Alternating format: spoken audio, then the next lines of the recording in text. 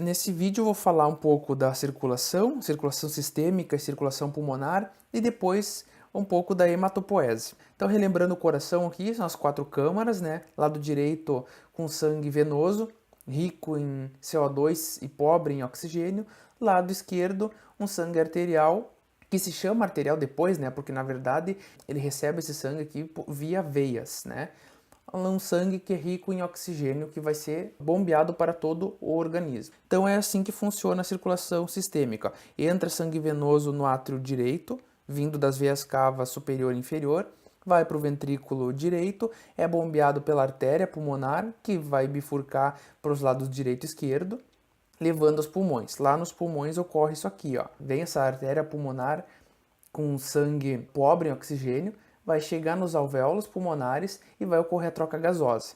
Ele libera o CO2 e absorve o oxigênio e volta para o coração pelas veias pulmonares. Então, é esse circuito aqui, ó. Ele sai do ventrículo direito, a artéria pulmonar, vai lá por capilares, né, nos alvéolos pulmonares, faz a troca gasosa, volta um sangue rico em oxigênio pela veia pulmonar e vai entrar no coração pelo lado esquerdo. Então nós temos as veias pulmonares do lado esquerdo e direito, a superior e a inferior. Então entra todo esse sangue agora oxigenado no coração, ele vai para o ventrículo esquerdo e é bombeado para o resto do corpo, que daí vai fazer a circulação onde vai sangue rico em oxigênio para os membros superiores, cabeça e o resto do corpo, né? Os órgãos, os membros inferiores, pernas. E lá nos tecidos, que é aqui, essa parte aqui, ó, ele mostra que vai ocorrer a troca gasosa novamente. Agora ele vai perder o oxigênio para esses tecidos, as células dos tecidos, e vai receber o CO2. Vai ficar pobre em oxigênio de novo. E vai iniciar a circulação tudo de novo. Volta lá para o coração, para o lado direito, e é encaminhado para os pulmões. Essa é a circulação fechada, que se chama, que nós mamíferos temos. Então, ela tem a circulação sistêmica e pulmonar. Bem simplesinho, é isso aí que é para entender nessa parte aqui. Bom, o que é o sangue, né? O que ele é composto, o que é esse material que passa nos nossos vasos sanguíneos? O sangue ele é um coloide. Por que um coloide? Ele não é considerado matéria homogênea, um elemento homogêneo. Ele até parece, mas não é. Porque ele possui elementos figurados, que são as células, né, aqui mostradas, e o plasma, que é um líquido composto por água, proteínas, carboidratos, lipídios, vitaminas, sais minerais, hormônios e outros compostos fundamentais para a nutrição do organismo, né? E esses elementos figurados estão aqui, ó, os leucócitos ou glóbulos brancos, que são responsáveis pela defesa do nosso organismo, né, o sistema imune, as hemácias ou eritrócitos, ou então os glóbulos vermelhos, que são responsáveis pela troca gasosa nos pulmões e também nos tecidos, né, para nutrir de oxigênio, que foi falado agora há pouco. E as plaquetas, não menos importantes, elas efetuam a coagulação do sangue, né, para que entre no sangue quando se corte. Só que elas não são consideradas células propriamente ditas, elas são fragmentos celulares do megacariócito. Isso aí a gente vê depois. Bom, então onde são formadas essas células? Onde elas vêm? Onde elas são criadas? As células sanguíneas são criadas na medula óssea, né? No tutano do osso, como se diz. Então, esse termo para a criação, a formação de células sanguíneas, deriva aí de um termo grego que chama-se hematopoiese, ou então hematopoese, ou então hemacitopoiese, que é a formação das células sanguíneas nos tecidos hematopoéticos. Então vamos lá, desde o início da gestação, na formação do embrião, nós temos no saco vitelino as ilhotas sanguíneas. E é lá que é responsável, nesse momento, pela hematopoese. E nas primeiras semanas de gestação, ele é praticamente utilizado restritamente para a eritropoese, que a eritropoese é a formação dos eritrócitos. Aí depois, lá pela 6ª, 8ª semana de gestação, começa o fígado do feto a ser o responsável pela hematopoese até a metade da gestação. Então, a partir do 5º mês de gestação, a medula óssea começa a ser o principal órgão de hematopoese desse feto. Salvo algumas exceções, por exemplo, traumas, ele pode ocorrer ainda a hematopoese extramedular. E aí, após o nascimento, a medula óssea vai se tornar o único órgão responsável pela hematopoese até o final da vida desse indivíduo. Agora a gente entra aqui nesse modelinho aqui para explicar as células.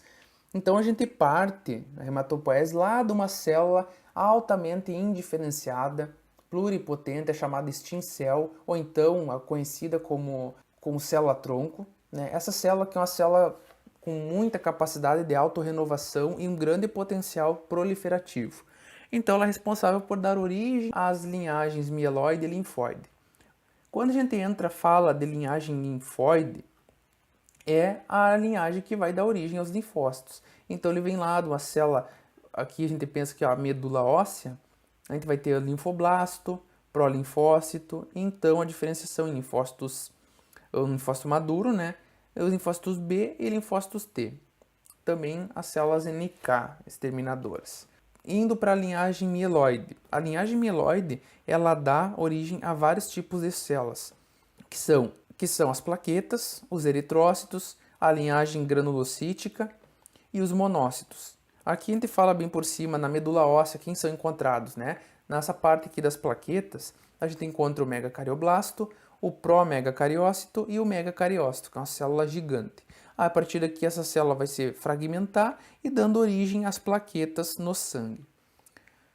A linhagem que dá origem aos eritrócitos vem lá do pró-eritroblasto, eritroblasto basófilo, eritroblasto policromático, o eritroblasto ortocromático e os reticulócitos. A partir do reticulócito, ele forma o eritrócito, as hemácias, né, que são liberadas na corrente sanguínea.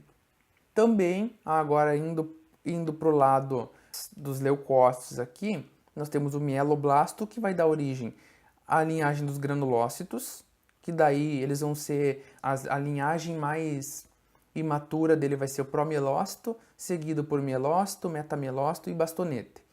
Aí é só verificar que linhagem que está esse leucócito para dar o nome dele, né? Por exemplo, promielócito basófilo, promielócito neutrófilo, promielócito eosinófilo.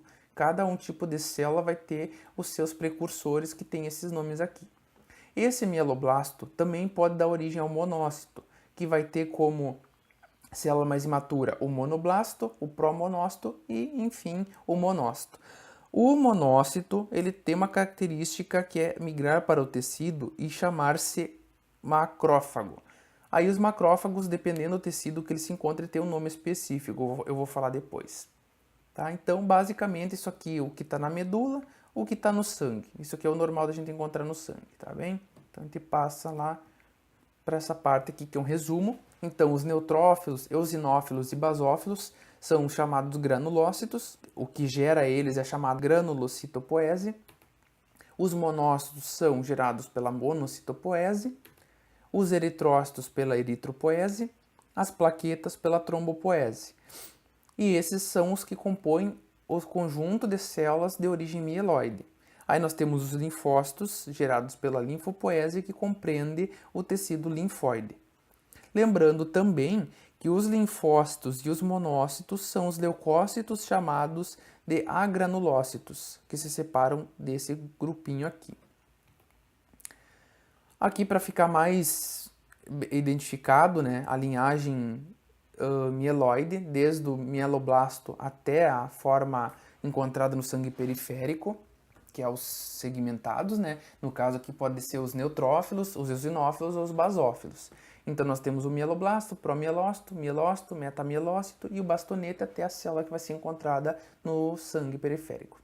O que acontece durante a maturação dessas células?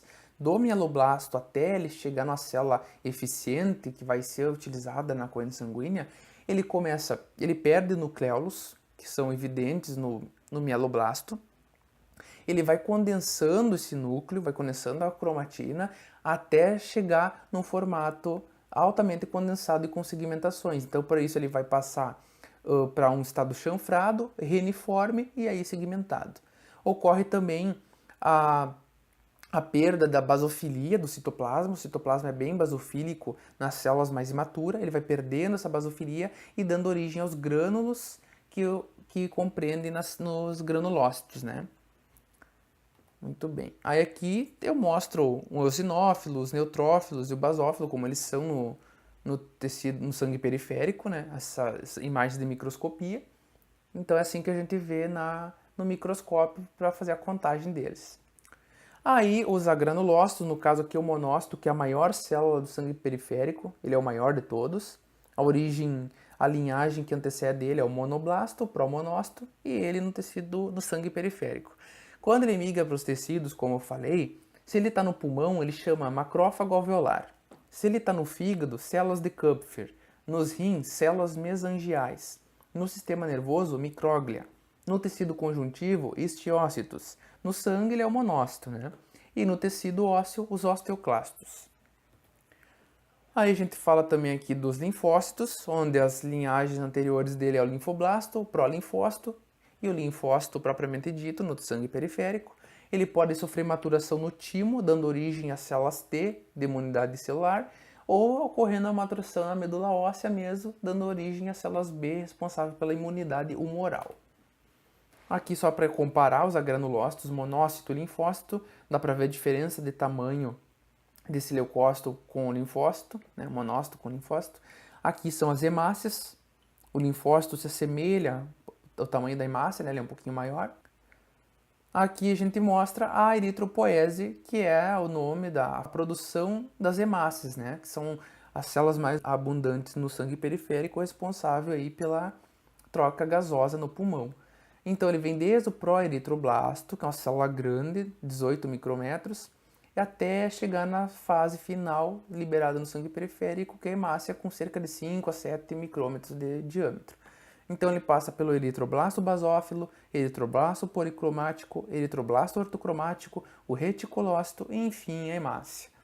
É um ciclo, são ciclos na verdade, tudo isso que eu falei são ciclos bem mais complexos, que envolvem mais explicação, mas aqui a ideia mesmo é passar bem básico por cima, só para relembrar quem já sabe e para quem não sabe entender e já ter um pré-compreendimento desse assunto aqui, que ele é bem complexo, mas aqui, por essa aula aqui, eu acredito que fique bem básico e bem fácil de entender todos os componentes celulares, por onde eles passaram, de onde eles vieram.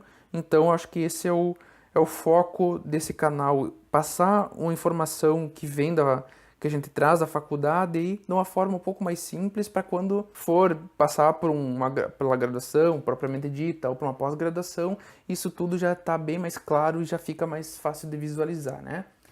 Então, antes de fechar esse vídeo, não esqueça de curtir, compartilhar com os amigos, comentar aí embaixo o que achou do vídeo, inscrever no canal, né?